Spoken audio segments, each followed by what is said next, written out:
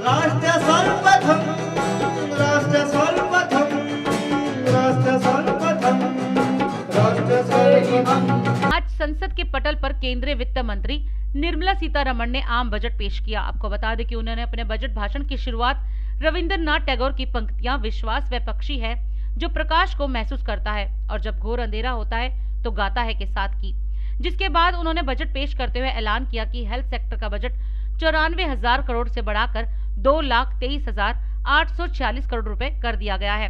इस बजट में 35,000 करोड़ रुपए कोरोना वैक्सीनेशन के लिए रखे गए हैं और आगे फंड की जरूरत पड़ी तो वह भी दिया जाएगा।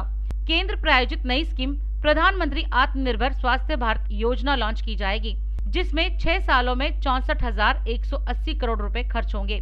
शहरी स्वच्छ भारत मिशन 2.0 की शुरुआत होगी, जिसमें 2021 में शहरी स्वच्छ भारत मिशन 2.0 के लिए 1,41,678 करोड़ रुपए का ऐलान किया गया है। इसके अलावा बजट में 75 से ज्यादा की उम्र के लोगों को इनकम टैक्स में छूट दी गई है। वित्त मंत्री ने कहा कि पश्चिम बंगाल में कोलकाता सिलीगुड़ी के लिए नेशनल हाईवे प्रोजेक्ट पर 25,000 करोड़ रुपए खर्च किए जाएंगे। बंगाल में 675 किलोमीटर राजमार्ग का निर्माण किया जाएगा। बीमा क्षेत्र में सरकार ने प्रत्यक्ष विदेशी निवेश सीमा FDI को बढ़ाकर 74% करने का ऐलान किया है। तो वही वित्त मंत्री निर्मला सीतारमण ने किसान आंदोलन के बीच एक बार फिर दोहराया कि सरकार किसानों के कल्याण के लिए प्रतिबद्ध है। बजट में आम आदमी के लिए एक तरफ जहां सोना चांदी से बने सामानों की कीमतों में कमी आने की संभावना है, तो वहीं दूसरी ओर मोबाइल, ऑटो पार्ट्स और सिल्क के उत्पादों की कीमतों में बढ़ोतरी की संभावना की गई है। आपको बता दें, इस बार का बजट कोरोना वायरस के चलते पेपर की बजाय सबको डिजिटली उपलब्ध कराया गया। I borrow the words of Rabindranath Tagore.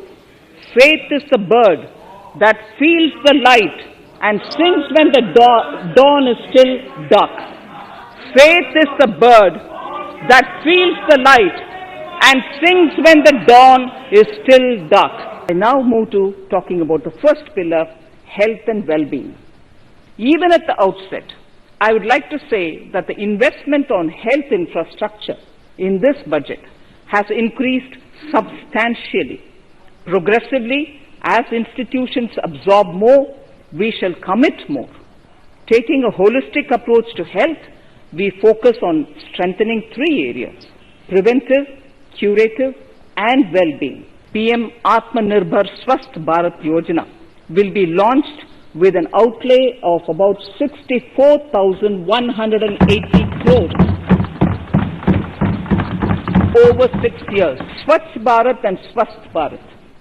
For further Swachhata of urban India, we intend to focus on complete fecal sludge management and wastewater treatment, source segregation of garbage, reduction in single-use plastic, reduction in air pollution by effectively managing waste from construction and demolition activities, and bioremediation of all legacy dump sites.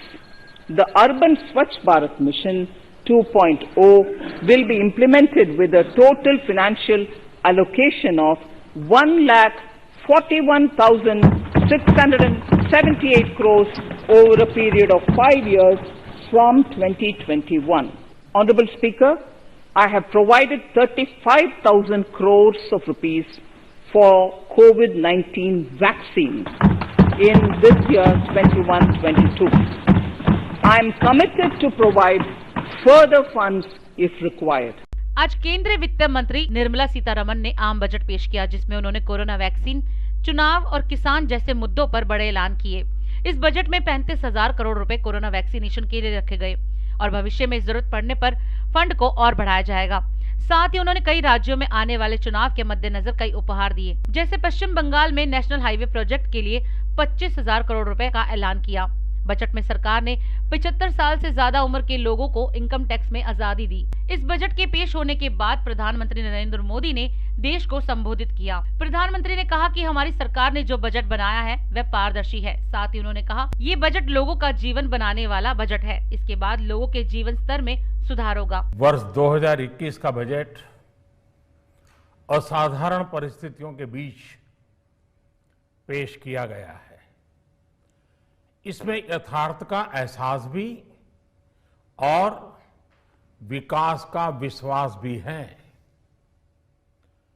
Corona ने दुनिया में जो प्रभाव पैदा किया, उसने पूरी मानव जाति को हिलाकर रख दिया है। इन परिस्थितियों के बीच आज का बजट भारत के आत्मविश्वास को उजागर करने वाला है और साथ ही दुनिया में एक नया आत्मविश्वास भरने वाला है। आज के बजट में आत्मनिर्भरता का विजन भी है और हर नागरिक, हर वर्ग का समावेश भी है।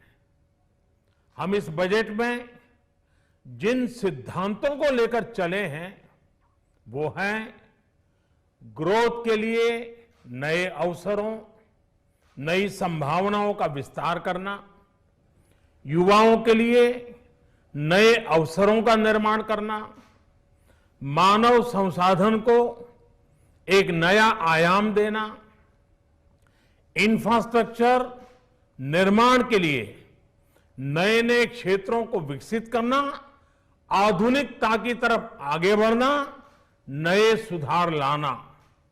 साथियों, नियमों और प्रक्रियाओं को सरल बनाकर आम लोगों के जीवन में ईज ऑफ लिविंग को बढ़ाने पर इस बजट में जोर दिया गया है। ये बजट इंडिविजुअल्स, इन्वेस्टर्स, इंडस्ट्री और साथ ही इंफ्रास्ट्रक्चर सेक्टर में बहुत सकारात्मक बदलाव लाएगा। ये बजट इस दशक की शुरुआत की एक मजबूत नींव रखने वाला बजट है। सभी देशवासियों को आत्मनिर्भर भारत के इस महत्वपूर्ण बजट के लिए मैं बहुत बहुत शुभकामनाएं देता हूं।